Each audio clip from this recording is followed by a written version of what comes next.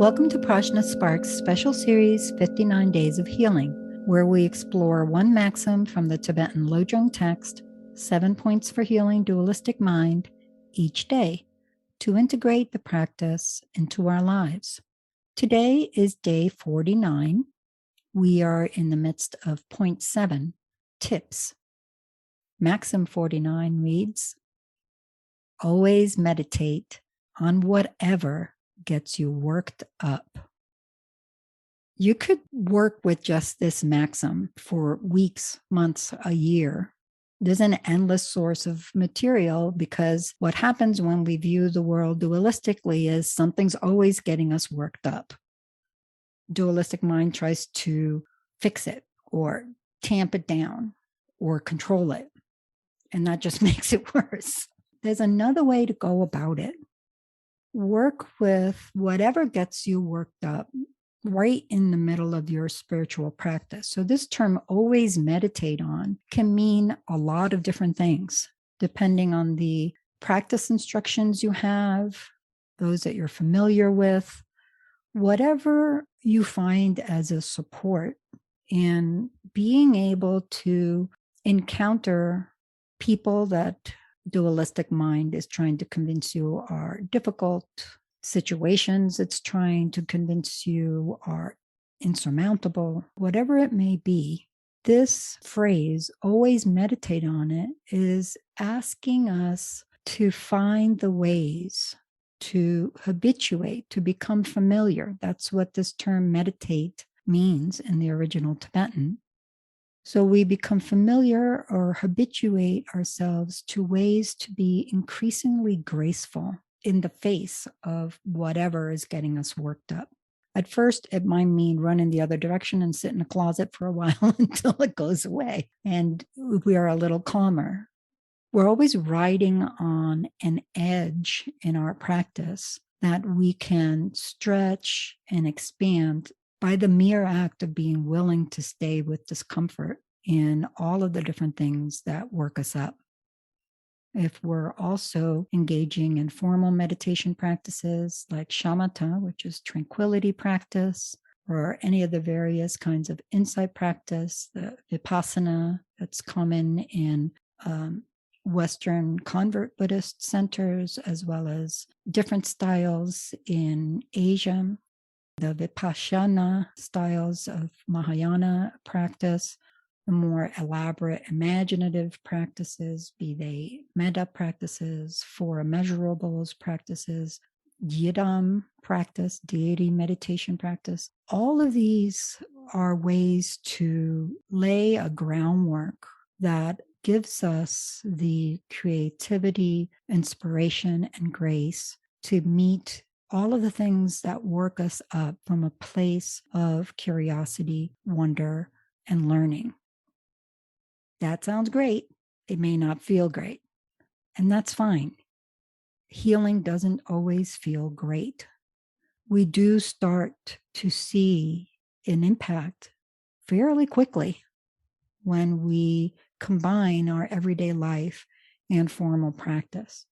In some areas where we don't have as challenging a set of habits, we start to slip into transforming our view pretty quickly as well. All of those combinations of things working together helps us to remain inspired, enthusiastic, interested to keep exploring the boundaries of our practice, our experience, and new ways to meditate on whatever gets us worked up. I think sometimes when things get us worked up and we stay with it, sometimes we stay with the worked upness of it. And so this is saying stay with what's getting you worked up, but try doing a different thing with. And so can you talk a little bit about making that shift? That's a critical distinction because we're not being asked to familiarize ourselves or habituate ourselves with all of the reasons why we should be worked up.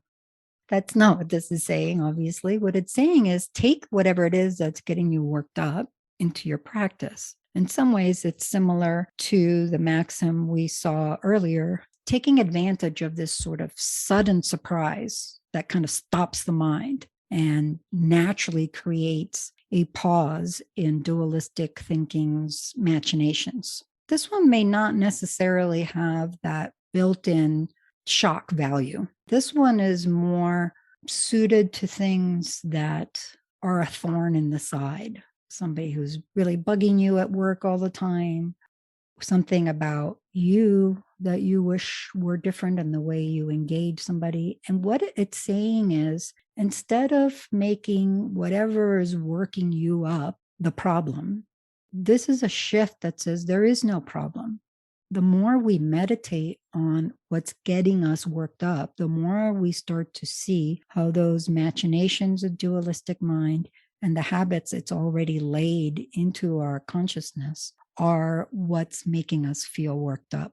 Not really the person at work or the difficulty with someone we know. It's that habit of dualistic thinking and the old habits that it triggers when these things come up.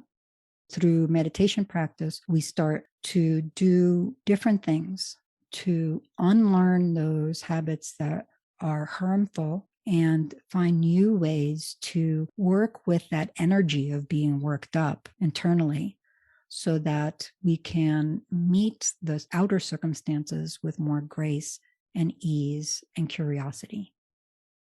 I feel like often, when people are feeling worked up about something, they might vent to other people. I'm trying to think of what we can do, if there are ways that we can support each other and other people in focusing not on the worked upness and cultivating more of that, but on shifting that. This is hard though, because people are in the worked upness and want to be understood and seen in that. And so I always think, well, I don't want to go too incongruent with that because that empathy is really important. And at the same time, trying to do a shift. I hear some people do a shift of saying, oh, well, why do you think that other person does that? I don't find that as helpful just because I think, well, I don't necessarily want to focus on that other person's motivations. I want to focus more internally. So I don't know if you have suggestions for ways we can support other people in this, if that's something that they want. The focus of this maxim is really more on ourselves. I think if I were in the situation you described, where someone's obviously worked up and they're reaching out to me to talk about it, it starts to bring in other maxims as well, the ones about not getting caught in backbiting and not speaking of others' failings. And so, in a similar way, if I were going to say anything at all, it would need to be in a situation where it seems to be helpful. As you mentioned, just saying, well, what's wrong with this person that's making you feel that way, or whatever it might be, is only going to stoke that fire. That's not helpful to anybody. There might be ways to help the person connect with their own tenderness. When we're worked up, it's because something is not going the way we wanted it to. I talk about the unenforceable rules we carry around in an earlier episode on forgiveness. So when somebody's worked up, telling them, well, what unenforceable rule are you carrying around is probably not the best way to help them disconnect. But you might try, depending on your connection with the person and the circumstance, help them find where the tenderness is. So what's happening for you? It sounds like this is really touching you. What's happening for you? More often than not, there is an important need that is being unmet for this person. It might be that their own strategies for meeting those needs are not actually congruent. There really isn't one way to help somebody in that situation. It depends a lot on so many things. Depends on your connection with the person, the setting, why they're worked up, if it's something about them or somebody else. The one thing that does seem to be a thread through all of that is to help the person come back to ways to be tender and honest with themselves without beating themselves up. And I think responding to that tenderness, even if it's not what on the surface is being expressed, may be a way to make some space for it and give that person an opportunity to get there. If you're close enough to the person that you can see something that they're missing because they're worked up, and you can do, as you just said, help them get there or help them have that eureka moment that makes all the sense in the world for them. That's an amazing gift.